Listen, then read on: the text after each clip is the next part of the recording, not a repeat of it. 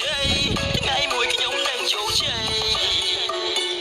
មើលមកនេះអ៊ំសុអែលួចក្បែកក្បែងកាហើយរកស៊ីអីកាហើយខ្ញុំតែស្រមៃលួស្រែលួដីតែរកស៊ីភ្នំពេញរកស៊ីអីក្មួយសំឡាញ់អុយក៏ដោយឲ្យតែចំណេញអ្វីក៏ដោយឲ្យតែមានចំណូលខ្ញុំនឹងប្រមូលយកមកទាំងអស់ចោះអស់ទៅខាត់បងអតាឯងត្រង់រត់ទៅប្រឡោះណាទៀតមានតែសុំជំនួយសាច់ញាតិចុះបើគេមិនឲ្យជ័យទៀតមានតែទីជាពាក្យធនាគារចុងក្រោយឯងនឹងវេទនាចុងក្រោយឯងនឹងវេទនាបើសិនជាឯងគ្មានក៏ដោយច្បាស់លូ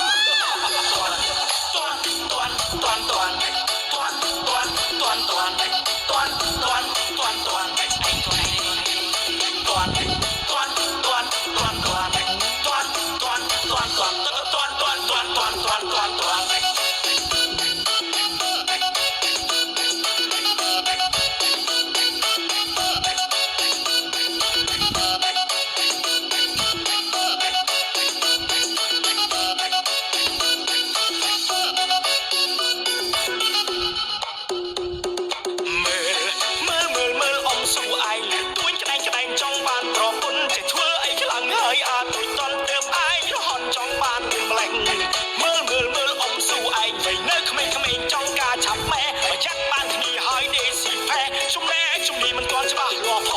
ងមើលងាយខ្ញុំលេងចំណែជំនាញខ្ញុំមានពេញខ្លួនកាត់ងារប្រាក់កាត់ក្រោយទេអ៊ំសំខាន់ពួកយើងរៀបការមុនសិនមើលងាយខ្ញុំចង់តែ10ឆ្នាំក្រោយអ៊ំគង់តែដឹងតែក្មេងម្នាក់នឹងវានឹងជោគជ័យថ្ងៃមួយខ្ញុំនឹងជោគជ័យមើលមកនេះអ៊ំសុអែលួចឯក្បែងកាហើយរកស៊ីអីកាហើយខ្ញុំតែស្រមៃលួស្រែលួដីតែរកស៊ីភ្នំពេញ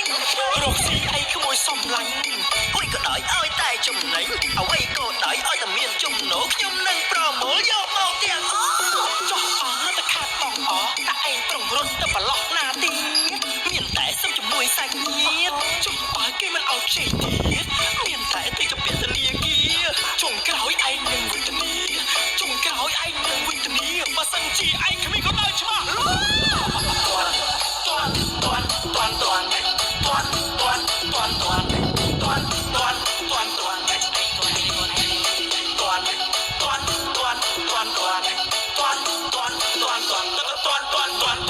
Tuan